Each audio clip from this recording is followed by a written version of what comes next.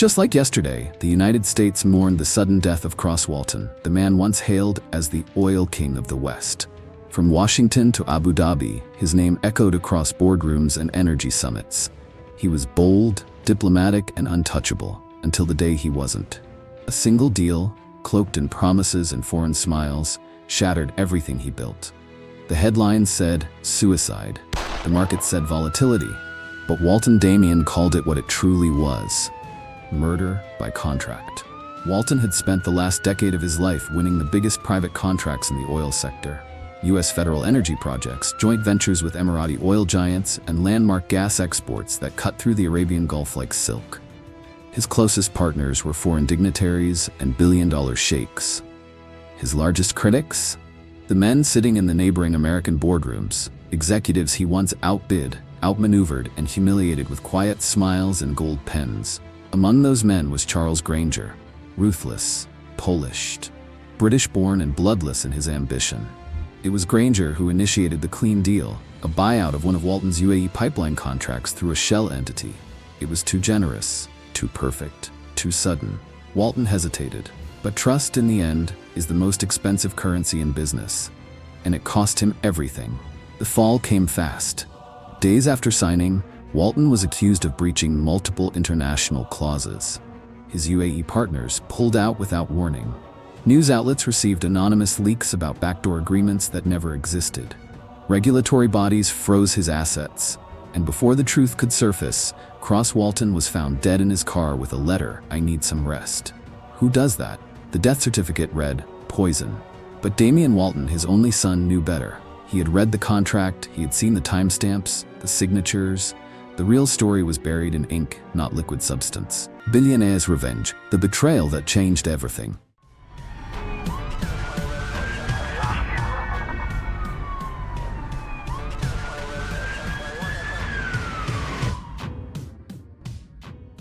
At just 24, Damien inherited his father's enemies and all of their attention. But he didn't fold. He rebranded, built something new, something leaner.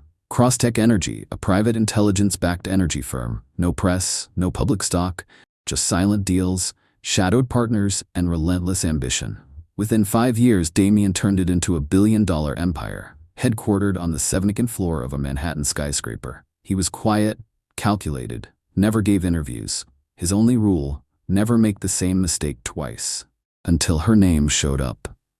Sienna Granger, the daughter of Charles Granger. She applied for an executive assistant role, top of her Ivy League class, to replace a former executive assistant that resigned overnight. References from 2 global think tanks and a clean record.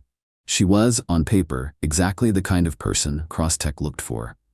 The first time she walked into Damien's office, she looked smart. Her eyes were sharper, younger, untouched by cynicism. She spoke fast, eager, and professional. There was nothing manipulative about her, at least not on the surface. She looked like someone that didn't know who he really was. Didn't know what her father had done, and had no idea she had just stepped into a boardroom built on bones. For the next 3 weeks, Sienna worked with precision, scheduling, coordinating calls between Dubai, Houston, and Abu Dhabi, preparing his briefing folders before he even asked. She was efficient, loyal, and worst of all, kind. Charles Granger was still out there, richer, more politically connected, and protected by the same elite who buried Walton. But this time, he wasn't operating from the shadows. Granger had just launched a new venture, Avalon Group, backed by European and Middle Eastern money, and rumored to be eyeing a merger with the same UAE gas logistics Damien had just secured. It was a setup, again. They sent another deal, flashy, legal, promising billions in guaranteed returns and a direct pipeline route through Abu Dhabi's southern corridor. A carbon copy of the deal that destroyed his father. Same contract structure, different language. Damien saw it coming like a train at midnight. But this time, he didn't sign. He invited them to New York, and they accepted. The Avalon delegation was scheduled to arrive in 72 hours, Granger among them. And sitting just 20 feet from Damien's private office was his daughter Sienna, typing emails, organizing contracts, and drinking the same imported Arabic coffee Walton once sipped during summit deals in Saadiyat Island. Damien watched her every move. He studied her expressions, the way she spoke to the Emirati partners over video calls, the way she didn't flinch when discussing oil subsidies or market fluctuations. She wasn't just a smart hire, she was an asset her father had never expected him to find. But the closer Damien got, the harder it became to separate the daughter from the name. She wasn't her father. Not yet. But if blood was loyalty, Damien couldn't afford to trust her. Not in a world where one wrong handshake could cost him another legacy. Still, every time she smiled, he felt his father fading from the room. And that scared him more than any contract. The night before the Avalon meeting, Damien received a file. Encrypted. Unmarked. He opened it on his secure server. Inside were financial records, offshore transfers, slush funds rerouted through UAE holding companies, all traced back to Granger. But one name stood out. Sienna Granger, a dormant trust fund just activated 6 weeks ago. A reward? A bribe? A cover? Damien stared at the screen for a long time. Then, without a word, he printed one page, folded it, placed it into a slim envelope, walked out to Sienna's desk. "Morning briefing," he said. She looked up, smiling. "Of course. Will we be reviewing the Avalon terms?" Damien paused. "We'll be reviewing something much more personal." He turned and walked back to his office, left the door slightly open. Just enough. 5 minutes later, she opened the envelope, read the account name. Her smile faded. Damien didn't look up from his desk, but he could feel the air shift, just like it did years ago, before everything burned. The quiet press of tension, invisible but heavy, like someone had just opened a door to a room no one should enter. The floor-to-ceiling windows behind him framed the glittering skyline of Manhattan, where oil company headquarters sat like thrones of glass and steel. His penthouse office was a cathedral of wealth, polished marble floors, a mahogany desk imported from Florence, an antique globe positioned beside a decanter of 20-year-old Yamazaki. Everything screamed power. Everything except the woman standing on the other side of his desk. Who? Sienna Granger. She was taller than he expected, her black hair pulled back with military precision, her slate gray dress hugging her frame like armor. Damien had read her profile when the consortium's offer first came in. Financial strategist, Harvard and LSE, flawless negotiation record. And the only daughter of Charles Granger, the man whose signature had been the guillotine blade over his father's neck. "You didn't even open the folder," she said, her voice even but sharp enough to cut glass. She pushed the glossy black portfolio forward. "You'll want to see the terms." "I've seen this deal before," Damien replied without glancing at it. "Different numbers, same poison."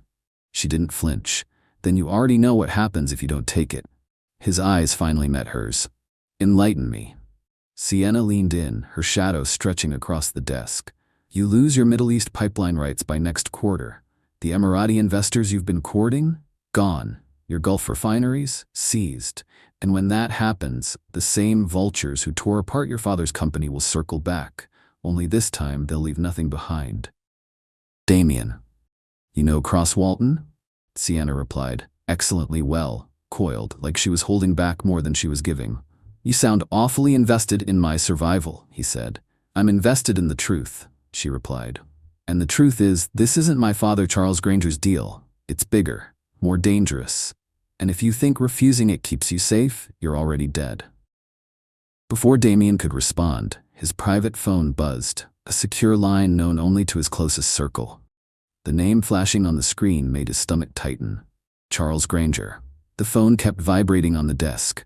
Damien's fingers hovered over it, the hum of the line cutting through the low throb of the city outside. The last time Charles Granger called him directly was the night after Cross Walton's funeral, when he offered Damien a seat at a table Damien would rather burn than dine at. Sienna's eyes locked on the name flashing across the screen. "Answer it." Damien let it ring one more time before lifting the phone. "Mr. Cross." Charles's voice rolled through the speaker, rich and deliberate, like a man who could talk a market into rising or collapsing with the same breath. "I trust Sienna has delivered the file." "Delivered it, yes," Damien said flatly. "Sold it? No," a low chuckle. "You sound like your father before he learned how this world works. Stubborn, sentimental, and on the brink of losing everything." Damien's jaw tightened. "If this is about the Emirates contract, we can. This is about survival," Charles cut in. "Yours and hers." Damien's gaze snapped to Sienna. She didn't move, but her knuckles whitened against the edge of the desk. Charles continued, "I'll be in Manhattan in 3 hours. We'll talk like gentlemen, in person, at the Waldorf. Bring the file, Damien, and come along with Sienna." The line went dead before Damien could answer. Sienna spoke first, her voice low but urgent. "You can't go." "Why not?" "Because this isn't just a meeting, it's a trap." She leaned in, almost whispering now. "And if my father is in Manhattan, it means Dubai is already in play. You don't understand, there's another deal being signed there tonight. One that makes this contract look like pocket change. And once it's signed, the person you think is your ally in the Emirates will be holding the knife." Damien's pulse picked up. "Who?" But Sienna's answer was cut short by the shrill ring of the landline on the far side of the office, his secure Gulf contact. When he picked it up, a voice he trusted for the last 5 years said only 4 words before the line went silent. "They've moved. In Dubai." The revealing on recording. Damien leaned back in his chair, eyes locked on the woman standing before him. Sienna Granger wasn't just another boardroom manipulator with glossy hair and sharpened heels. She was a strategist, a closer. The kind you sent in when you didn't just want to beat a company. You wanted to erase it from the industry's memory. And she was standing in his office, pretending to help him win a contract he knew was nothing but bait. "Crosstech Energy," Damien said quietly, tasting the words. "That's what they told you to dismantle this time, isn't it?" She didn't answer, but her expression flickered, just enough for him to know he'd hit the mark. "You walk in here like a savior, feed me half-truths, let me think I'm one step ahead," Damien continued, voice even, almost casual. "That's the play, right? Earn my trust, keep me leaning on you, then pull the floor out when I least expect it." Sienna's lips parted, then closed again. For a long moment, she stared at him, as if weighing whether to keep playing the game or finally put her cards down. When she spoke, her voice was lower, stripped of the silk she usually wrapped it in. "They've done this before," she said. 3 times. The team, those behind this country, each time using a different strategy, each tailored to kill the target in a way they'd never see coming. She stepped closer to his desk, her gaze fixed on something far away. The first was Falcon Minerals, Houston. They were holding a lucrative shale drilling patent. I got in as a compliance consultant, discovered an environmental oversight, something I made sure regulators noticed. Within 6 months, they were bankrupt. Charles Granger sold the patent to a buyer in Dubai.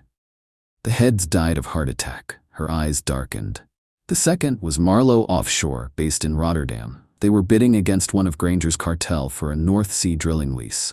He fed just enough false intel into their logistics department to delay a critical shipment by 2 weeks.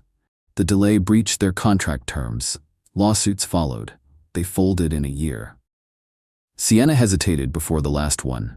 Damien didn't look away. "And behind all that?" She gave a bitter look. "You think Granger does this alone? He's got people, the kind you don't find in Forbes. OMOBT, old money oil barons from Texas, ex-cartel financiers, men who smile in tuxedos but still have gangsters from the 1980s on speed dial." She finally looked at him, eyes hard. "I thought it was just business. But the truth is, my father's empire was built on corpses in tailored suits." Damien leaned forward, searching her face. "So why stop now? Why me?" Her gaze didn't waver, but she didn't answer. Instead, she stepped back, folding her arms. "That," she said softly. "Look deep, you've got the answers already." The city sun of Manhattan burned like molten gold against the day, but Damien Cross barely saw them from the tinted window of his Maybach. They hit the road. They were headed to meet Charles Granger, a meeting meant to be their checkmate move. The plan was simple. The FBI would swoop in, arrest Granger and the Texas oil baron known only as the Baron, and the entire OMOBT syndicate, old money oil barons of Texas, would crumble. But Granger was older, meaner, and far too cunning to be caught in anyone's snare. Somewhere between Damien's midtown penthouse and the glass-walled boardroom at the Four Seasons, the plan shifted, and not by their hand. A sudden lurch of the car, tires screaming. Then, darkness. A chemical sting filled Damien's nose as a coarse black cloth tightened around his face.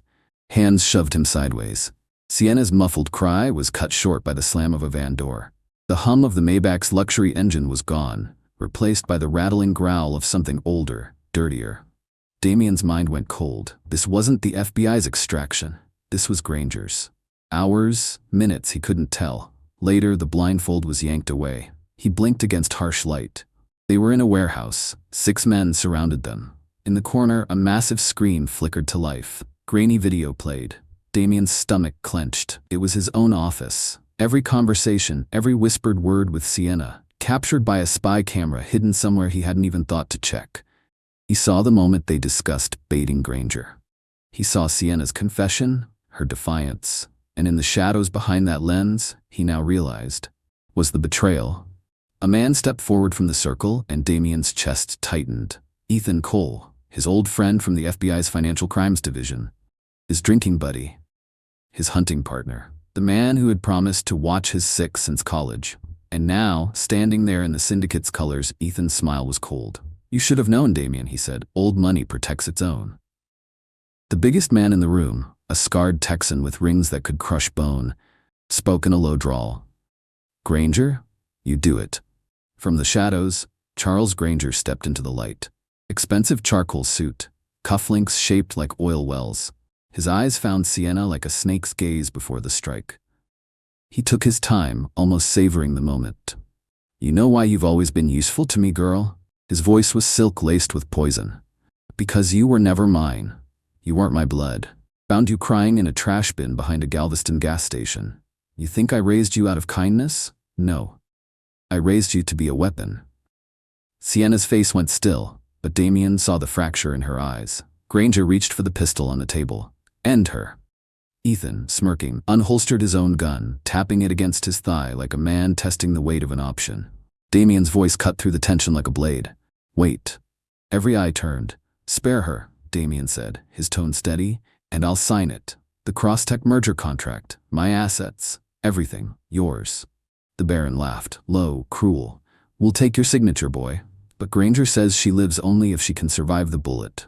Granger's hand was steady. The pistol rose. Sienna's eyes locked on Damien's. No fear, just a silent plea. The shot split the air like lightning. Blackness. Then chaos. Shouting. Gunfire. Smoke. The real FBI, led by Special Agent Rourke, stormed the warehouse, their rifles cutting through the shadows. Men fell. Others surrendered under the weight of shouted commands. Damien was pulled to the ground by an agent as a flashbang lit the rafters. When the haze cleared, Sienna was alive, but blood trailed down her left arm, staining her silk blouse. "Minor wound," Rourke barked to the medic. "Get them out. Now." As the ambulance doors slammed shut, Damien's gaze stayed locked on her pale face. In her pain, she still hadn't told him why she decided not to destroy him. But he knew now. Whatever the reason, it was going to change everything. And somewhere in the wreckage of that warehouse, Charles Granger's laugh still echoed. A promise that this wasn't over. This is just the beginning. If you were holding your breath through that twist, you're not alone. And trust me, the storm is far from over. Make sure you subscribe so you don't miss the next chapter. Hit that like button to show your support for Damien and Sienna's fight, and share this video with someone who loves high-stakes drama as much as you do. The game isn't over, it's just getting dangerous.